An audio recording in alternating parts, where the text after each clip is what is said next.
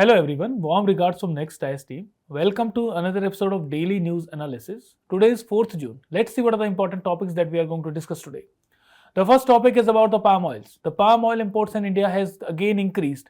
We are going to see what are the reasons for that, how much imports we are doing from outside world, where is the palm oil being used, and then lastly, what are the schemes that the government is running to increase the production of palm oil in the country.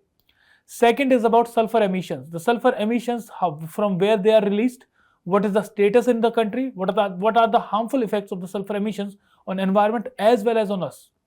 Third topic is about United Nations Security Council. Now 5 new members have been elected to UNSC and 5 members will be going out. So we are going to see what is the process for electing a non-permanent member to UNSC. Secondly, what are the functions of UNSC, and thirdly, what are the reforms required in UNSC. Then next is the Contempt of Court. Supreme Court has come out with the new guidelines regarding the Contempt of Court. It has clarified what is a Contempt of Court, what is not a Contempt of Court, and that is in the context of a parliamentary or state legislature. Then we are going to see what is a Contempt of Court, what are the legal provisions governing a Contempt of Court. Then lastly, in the decoded section, we are going to discuss about the India-Australian relations, and that is in the context of defense relations. So let's move to the first topic.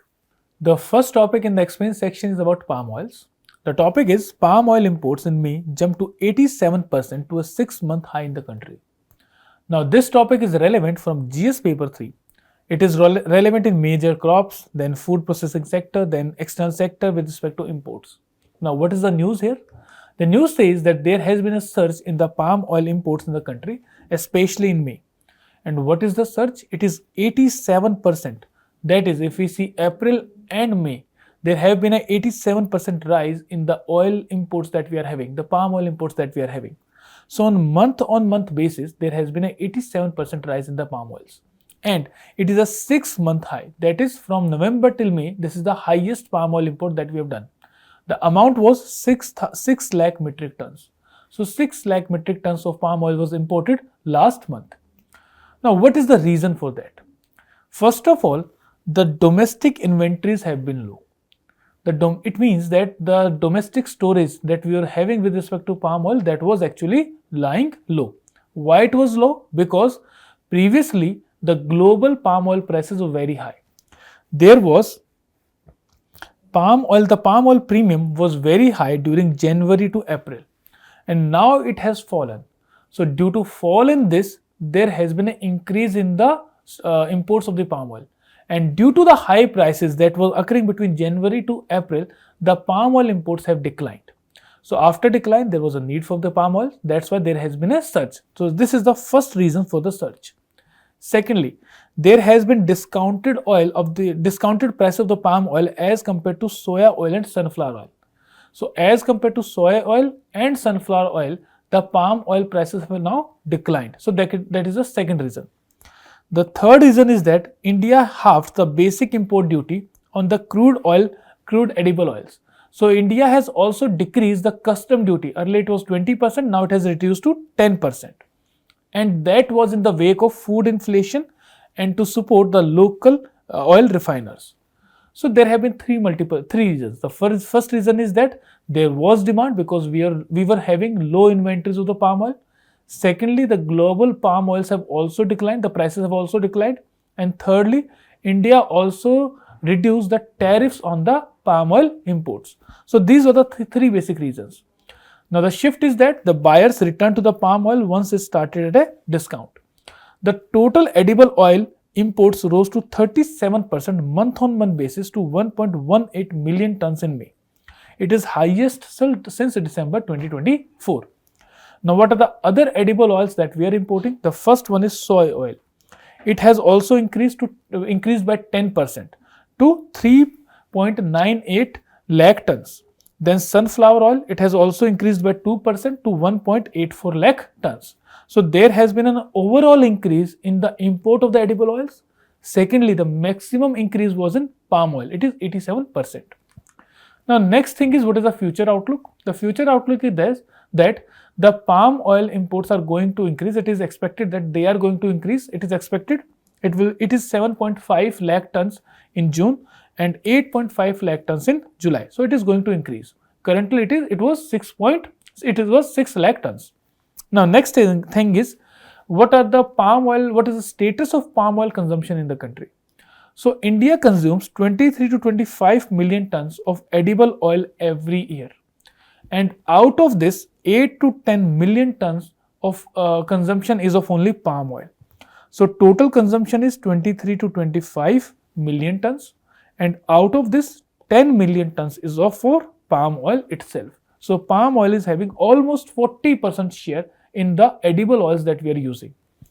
Now 90% of the palm oil is being consumed as a food. So we are having a very high consumption for the palm oil.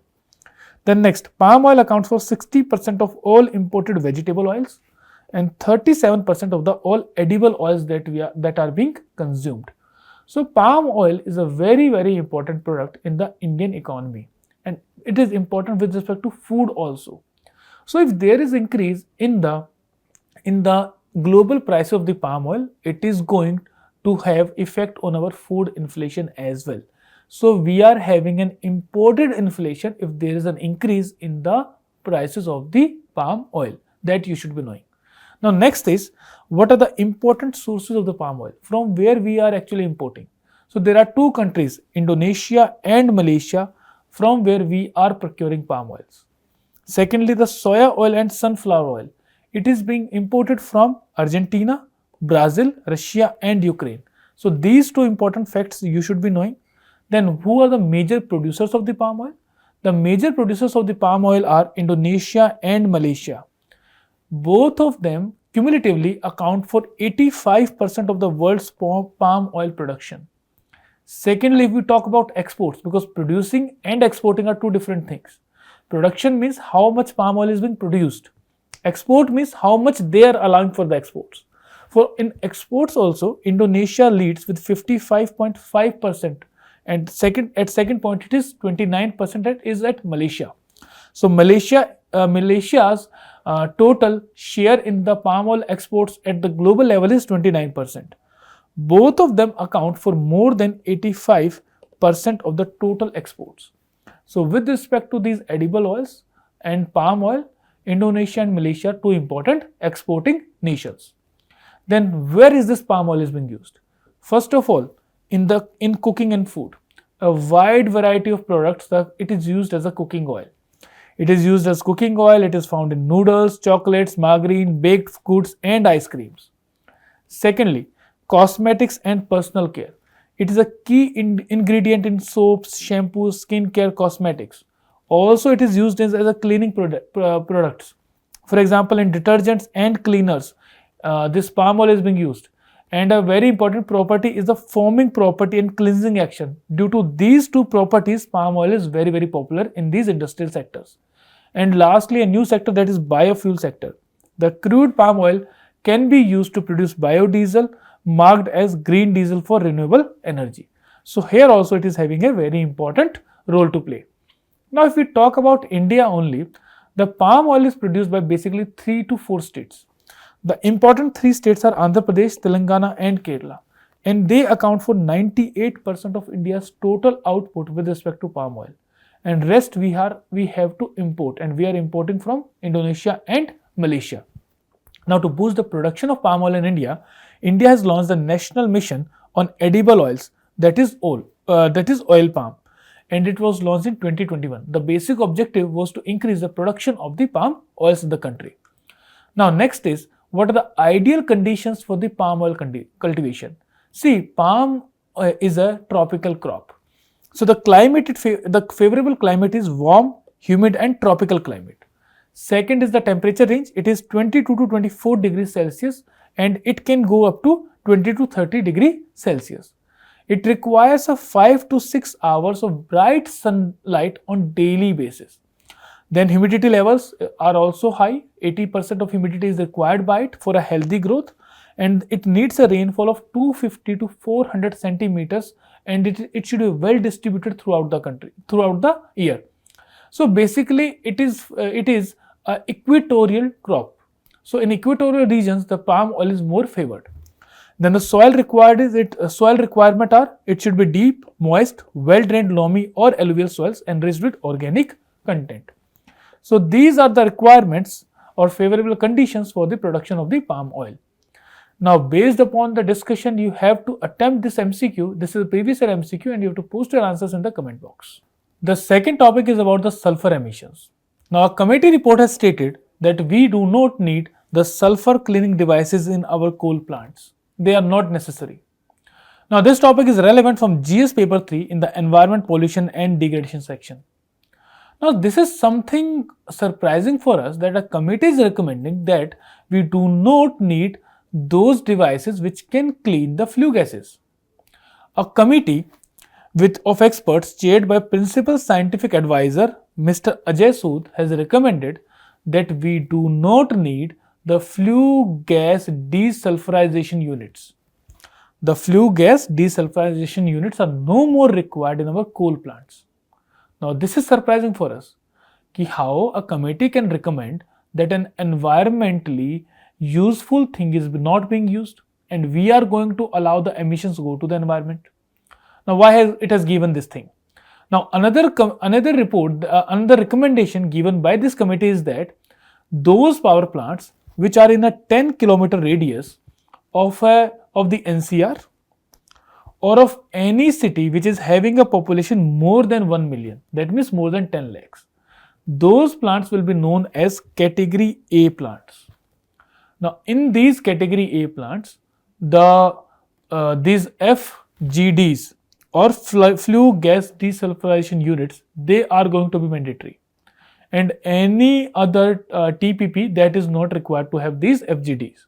तो बाकियों को जरूरत नहीं है, जो सिर्फ NCR के पास है या जो सिटीज के पास है जिनकी पॉपुलेशन 10 लाख से ज्यादा है, उनको सिर्फ ये फ्लू गैस डीसल्फराइजेशन यूनिट्स को लगाने की जरूरत पड़ेगी. Now, इस रिकमेंडेशन के हिसाब से, according to this recommendation, 66 plants have been shortlisted, and out of this 66 plants, 14 plants already have installed the flue gas desulfurization unit. Now, this policy of installing flue gas desulfurization unit was a decade-old policy, and initially it was mandatory for all coal plants to install them. But now this committee has recommended that we do not need these flue gas desulfurization units in all our coal plants. They will be only required in the category A kind of plants. And in category A plants, by 2027, they should be installing these desulfurization units. Now, what are the reasons for that? The reason is very, very simple.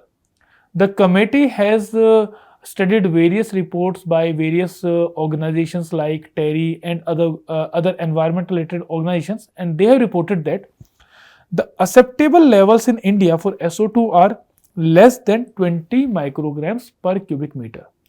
That means in air, if the upper limit for sulfur dioxide pollution is 80 micrograms per cubic centimeter, and in actual sense, the sulfur dioxide content that we are having in atmosphere is 10 to 20 microgram cubic per meter.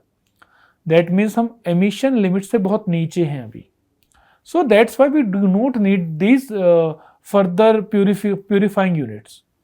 Secondly, the sulfur content in Indian coal जो हम use करते हैं अपने thermal power plants में, that is very low. So again, जब वो already low है तो हमें इसे और कम करने की जरूरत क्या है? And again we are almost at the 1/4 level of the acceptable levels. जो हम emission करते हैं, that emission is only 1/4 of the acceptable level. So उसकी need नहीं है. Then the sulfur dioxide levels in cities near plants are already operating FGD units, and they found that they are not creating any significant impact on reducing the sulfur dioxide levels. So 3 basic reasons तो यही हो गए.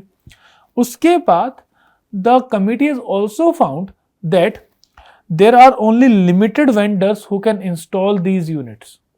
So एक तरफ तो utility का challenge है कि हमें उसकी जरूरत है या नहीं है, कि first of all the coal that we are using, it is having a low sulfur content. Second thing that we are seeing is that the emission levels are itself very low if we compare with respect to the acceptable levels.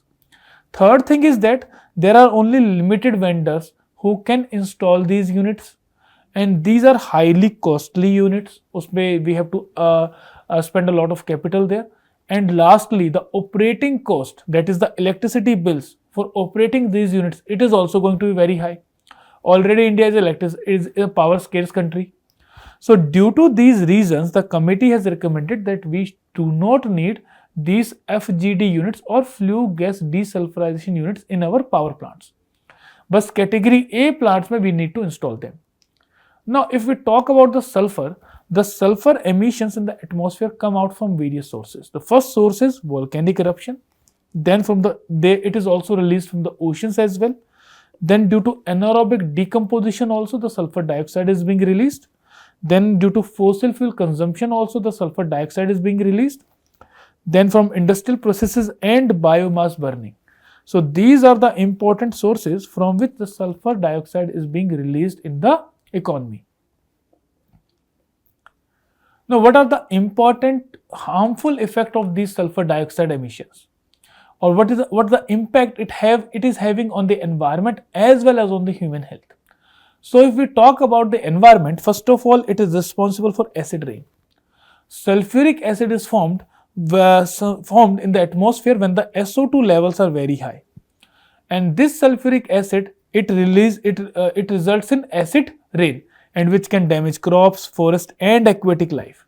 It can also lead to soil acidification, which will reduce the soil fertility. It will disrupt the microbial activity. It can also result in water acidification, which will acidify the lakes and rivers, harming the aquatic ecosystem and reducing the biodiversity. So it is impacting the land, the air and the aquatic ecosystem. All three are being affected. Then particulate matter 2.5. It also contributes to the formation of fine particles leading to smoke, and it reduces the visibility. It also results in damage to the vegetation, leaf injury, stunted growth, reduced photosynthesis in plants. These are the impacts of the sulfur dioxide. And also it will lead to corrosion of the structure. The acid rain that happens, it can lead to corrosion of the structures. It can accelerate the degradation of buildings, monuments and heritage sites. Then on the human health and the animal health as well. It can result in respiratory issues, cardiovascular risk and can lead to premature mortality. So these are the impacts of the sulfur dioxide emissions if they are very high in the atmosphere. Now, based upon the discussion, you have to attempt the MCQ and you have to put your answer in the comment box. The third topic is about the United Nations Security Council. Now, 5 new countries, Congo, Colombia, Latvia and 2 more have been elected as the non-permanent members for the UNSC for the coming 2 years. Now, this topic is relevant from GS paper 2, that is the international institutions, and also with the international relations. Now, let's see what's there in the news. The countries Bahrain, Colombia, Democratic Republic of Congo, Latvia and Libya, they have been recently elected to serve as non-permanent members to UNSC for a 2-year term that will begin in January 2026. Now, these countries are going to replace the following countries: Algeria, Guyana, Republic of Korea, Sierra Leone and Slovenia. These countries are going out and these countries are going to replace them as the non-permanent members of UNSC. Currently, the 5 other non-permanent members of UNSC are Denmark, Greece, Pakistan, Panama and Somalia. And they are going to have a tenure that will be extending till 2026. Now, next thing is that the something about United Nations Security Council. It is one of the 6 main organs of United Nations, and its objective is to maintain peace and security. The headquarters are at New York City in USA. Then this council consists of 15 members. 5 are permanent members and 10 are non-permanent members. The permanent members include China, France, Russia, United Kingdom and United States. And the non-permanent members, they are elected for a term of 2 years by the United Nations General Assembly. And it is done through secret ballot. And after election, they have to serve for the 2 years. Now, next thing is that earlier when the United Nations Security Council was formed, there were total 11 members. It was later on in 1963 increased to 15 members. And these 10 members, which are non-permanent members, they are having a quota. For example, from the African group, 3 members have to come. From Asian Pacific group, 2 members have to come. So Africa and Asia, they are contributing 5 members to the United Nations Security Council. Then from East European group, one member has to come. From Latin America and Caribbean group, 2 members are going to come. From Western European and other members, 2 members are going to come. So total it becomes 10 members that are going to come to this United Nations Security Council. Now next thing, what are the functions and power of the United Nations Security Council? First of all, to uphold the international peace and security in line with the principles and objectives of the United Nations. Second, to develop strategies for establishing system to control armaments. So armament control is an important function of UNSC. Third, to assess whether a threat to peace or an act of aggression exists and recommends appropriate responses. Then to examine disputes or situations that may cause international tension. To suggest ways to resolve such disputes or propose terms for settlement. And lastly, to authorize military action against aggressor state when necessary. Now we have to see, is United Nations Security Council is fit to serve these purposes. Now there have been talks of the United Nations Security Council reforms. First of all, the 3 major conflicts that have happened recently: Russia-Ukraine war, Israel and Palestine conflict, and India-Pakistan conflict. The United Nations Security Council seems to be having a minimal or no impact upon these conflicts. So it puts a question mark upon the legitimacy of United Nations Security Council. So first of all, there are reforms that are required in the UNSC. First of all, the structure being used is outdated. The permanent members are having veto power. The 5 permanent members, that is China, UK, France, USA and Russia, they are having veto power. So any action that is being proposed, that is vetoed by these major 5 permanent members. So it makes United Nations Security Council a defunct body as such. Secondly, there is inequitable representation. The Asia, Africa, Latin America are significantly unrepresented. For example, Africa itself, it is having more than 54 countries and it is having no permanent member there. Asia, only 1 permanent member is there. From Europe, 3 members are coming: France, Russia and UK. And more or less, if you talk about economy and geopolitical influence, there are other members. For example, Brazil is there, India is there, Germany is there, who can be a member of the United Nations Security Council, and as a permanent member they can serve because they are having significant influence in the today's geopolitical situations. So these are not represented. Then there are funding crisis and complex bureaucracy related issues also. And lastly, that we have discussed, the legitimacy and credibility issues are also riding United Nations Security Council. So we need reforms. So what are the kind of reforms that we need? First of all, expansion of permanent membership is required to effectively address the challenges of the 21st century. Then streamline the bureaucracy to improve its efficiency. Reform in the UN peacekeeping for a stronger response to conflict, terrorism and humanitarian crisis. And lastly, address emerging problems such as climate change, pandemic, etc. and their impact on the global security. So these kind of reforms are required here. Now with respect to this discussion, you have to attempt the MCQ and you have to post the answer in the comment box. The 4th topic in the explain section is about the contempt of court. Now the news is that the Supreme Court has said no contempt if Parliament or legislature makes a law.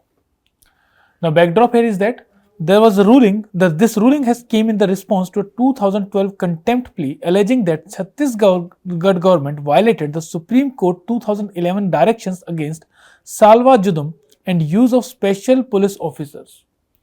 This salva judum was a activity that happened in the Maist areas, especially in the Chhattisgarh region, when locals were allowed to carry arms so that they can defend themselves against the Maist. Now, the Supreme Court has criticized this particular activity and said that this activity should not be happening or this should be banned. But Chhattisgarh government came out with an act which legalized this thing. Now, Supreme Court has said that if a state legislature or parliament makes a law, then this law is not in the contempt of the court. It can be against the constitution, but it is not a contempt of court. These are 2 different things. So regarding this, the Supreme Court has given clarification. Now this topic becomes relevant from GS paper 2 in the parliamentary privileges, separation of power and functioning of the judiciary topics. Now let's see the news. The news is Supreme Court on legislature and contempt of court. It says no law enacted by parliament or state legislature can be held as contempt of court. Why? Because these bodies have passed a law with a legitimacy and it cannot be considered as a contempt of court. The allegation was that the state, that is Chhattisgarh state, enacted Chhattisgarh Auxiliary Armed Police Force Act of 2011, and through this act the special police officers were legalized and salva judum activity was also legalized. The main allegation was that this particular act, it failed to disband the SPOs, it vacate the schools by the forces and compensate the victims. So the Chhattisgarh government did not acted upon the Supreme Court guidelines. In spite of that, it passed a law which is known as Chhattisgarh Auxiliary Armed Police Force Act of 2011. Now Supreme Court has observed that passing a law post a court order is not a contempt. That a legislative body can pass a law which can have clarification or rectification as said by the Supreme Court. So it is not considered as a contempt of law, contempt of court. Secondly, the legislature have plenary powers unless the law is declared unconstitutional. So if you want to argue against a law, you can argue upon its constitutionality, not upon the contempt. Because when a law is said to be unconstitutional, then the law becomes null and void. But if a law is said to be contempt of court, or a passing of law is said to be contempt of court, then someone is responsible for that contempt of court and someone has to be punished for that. And court cannot punish the whole state legislative assembly or a parliament or the Lok Sabha or Rajya Sabha. So there is a technical issue, there is a technical difference between two. So for contempt of court, passing of law is not qualified. You can argue against a law, you can challenge a law against it being unconstitutional and it can be declared null and void, but it is not contempt of court. I hope you have understood that. Now next thing is that on separation of power it has said court interpret laws but cannot treat legislative enactment as a contempt. Legislature may amend or re-enact laws to address issues raised by the court, and it reaffirms the doctrine of separation of power and checks and balances through this particular verdict. Now what is contempt of court actually means? Contempt of court actually means any action that demonstrates disrespect or defiance towards a court of law. It simply means that disobeying the court orders, disrupting the proceedings of the court, making comments that could prejudice the court. So these things are considered as contempt of court. And see, contempt of court is a very important power to maintain the independence of judiciary. Because many times the criminals, the politicians or any person who is having vested interest is going to put frivolous allegations on the judge or on the court so that there is a prejudice against the court's verdict. And in these cases, the court is very much independent, very much empowered to take action against such activities. So these contempt of court powers become very important to ensure independence of judiciary. Now what are the legal backing for this thing? The legal backing, first of all, constitutional articles of Article 19(2). It specifically mentions contempt of court as one of the exceptions in which the clause A of Article 19 will not be having any effect. Along with sovereignty and integrity, security, friendly relations, etc., the contempt of court has also been mentioned in the article. So if a person says something which is in contempt of the court, then it will not be considered as freedom of speech. Now that person's freedom of speech is restricted there. So a person's freedom of speech is restricted if anything is said against the court or it is in the contempt of the court. Second is Article 129. Supreme Court is a court of record. That simply means the Supreme Court shall be a court of record and shall have all powers of such a court, including the power to punish for the contempt of itself. Third, to Article 215, high courts will also be court of record. Now, there are legal provisions also. The legal provision is Contempt of Court Act of 1971. This act was enacted on the recommendation of H.N. Sanyal Committee, in which most of the recommendations were accepted by this particular act. Now, this act identifies two types of contempt. One is a civil contempt, one is a criminal contempt. Civil contempt is a deliberate disobedience of the court orders or violation of the court undertakings. If you have given a court undertaking and you have defined that or you have violated that, then it is a civil contempt. However, if you have shown disrespect to the court, if you have said something which is not respectable for the court or for the judge also, then it is considered as a criminal contempt and you will be punished for that. Or he tries to obstruct the justice कि जज को ही नहीं जाने दे रहा court में, या वहाँ पे he is creating nonsense in this courtroom, then it amounts for obstruction of the justice. Or he interferes with the judicial proceedings. So these will be considered as a criminal contempt. And for criminal contempt, the punishment are also a severe one. Now next is, what are the actions that will not be considered as contempt of court? First of all, innocent publication. If a person publishes something and he is not aware, he is not publishing deliberately, he is not aware that the proceedings are still in motion, then those will be considered as innocent publication. And that has been provided specifically in section 3. So if there is any innocent publication when the person is not knowing, then that will not be considered as contempt of court. Secondly, when there is fair and accurate reporting of the judicial proceedings, and that is mentioned under section 4. So if you are reporting anything which is going in the court, that fair and accurate report of the judicial proceeding will not be considered as contempt of court. This is to ensure that there is transparency in the judiciary also. Third one, if there is a fair criticism, that is mentioned in section 5. Then complaint against the presiding officer. So if there is a complaint against the judicial officer of this subordinate court, then that will also not be considered as contempt of court. Then truth as a defiance. In section 13, if there is something that is true, that truth as a valid defiance will also be accepted as against contempt of court. And lastly, apology. It is mentioned under section 12.1. If a person apologizes to the court and that apology is to the satisfaction of the court, then that will also not be considered as contempt of court. Now what are the penalties here?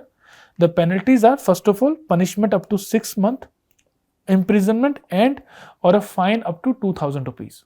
Secondly, the 2006 amendment include the truth and good faith as a valid defense. Thirdly, the penalties only apply if the act significantly obstructs the administration of the justice. So with respect to contempt of court, adequate powers have been provided to the court as well as adequate safeguards have also been given. However, still it is very, very discretionary power, and there have been objections to the use of this contempt of court powers by these courts. Now, based upon the discussion, you have to attempt the MCQ and you have to post your answers in the comment box. Now, it's time for decoding the editorial. The editorial that we are having today is about India-Australia ties. The topic is India-Australia defense ties goes beyond American shadows. The backdrop here is that there are rising uncertainties in the global security, and it presents India and Australia the opportunities to enhance their relationship. This topic is relevant from GS paper 2 in the international relations. So what is the news here? What the article says about? Article says that Donald Trump has returned as a president of United States and has returned to White House. Now his policy has been that the global security order should be shared by all. The responsibility of the global security is not only of the US. It should be shared by every country. So he said that there should be burden sharing with NATO, and the transactional state stance on international security. That means if we are paying for international security, that means we should be getting benefit out of that. So he is dealing like a businessman, that if we are spending something, then we should be getting something in the return. And this shift is actually presenting strategic opening for the middle powers like India and Australia to strengthen their defense cooperation and to enhance their say in the global security order. Now, if we see India and Australia, there are multiple areas in which their interests are aligning. For example, the static geography. Australia is connected between is the connecting link between the Pacific and the Indian Ocean. Whereas India, it is at the middle of the Indian Ocean. So from India's perspective, Australia's location between Indian Ocean and Pacific Ocean enhances India's maritime outreach, especially near the Southeast Asia. Secondly, the shared regional interest.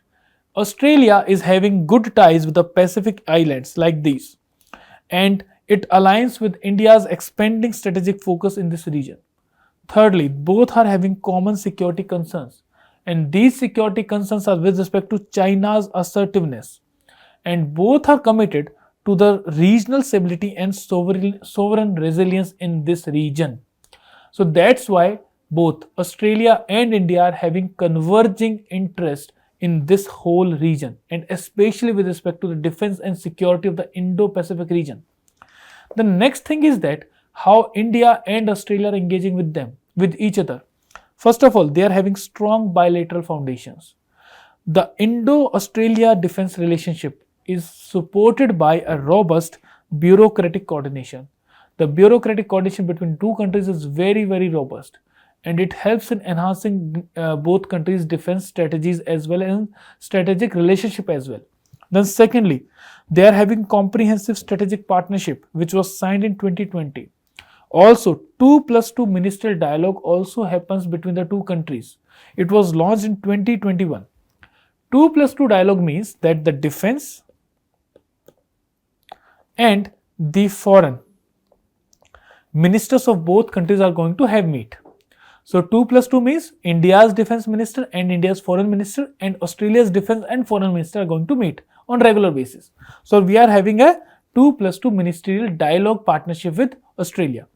Then with respect to logistics and operational support, they are having a mutual logistics support agreement. Also, they are having air-to-air refueling agreement which was signed in 2024 November. This air-to-air refueling agreement provides India with the operational reach to the Pacific Ocean. Now, Indian airports can refuel through Australian air-to-air refueling facilities. Then they are having joint military exercises as well. For example, Astra Hind for Army, Osindex for Navy, also in multilateral exercises like Malabar and Pitch Black, both participate. So there are multiple avenues where India and Australia are having strategic partnership as well as strategic engagement. Now, what are the limitations and constraints with respect to India and Australia? First of all, India's continental challenges, for example, with China or with respect to Pakistan, and Australia is somehow one of the important exporters to China. For Australia, China is a export destination. So that becomes challenge for us. We are having border disputes with China. We are having persistent conventional and sub-conventional threats from Pakistan. Due to these threats, we are not able to focus upon the Indo-Pacific region. Then the strategic focus is still anchored in this continental defense. We are not able to give focus to the maritime defense as well. Then Australia's strategic transition is also there. Currently, it is rethinking its regional role in defense posture. That is a concern here. Then it is undertaking a major overhaul in the armed forces as well. It is a part of AUKUS, Australia, US and UK. So it is part of this particular grouping as well. Then it is expanding diplomatic and defense outreach to small island nations in the Indo-Pacific. This can be beneficial for India as well. Then there are shared limitations as well.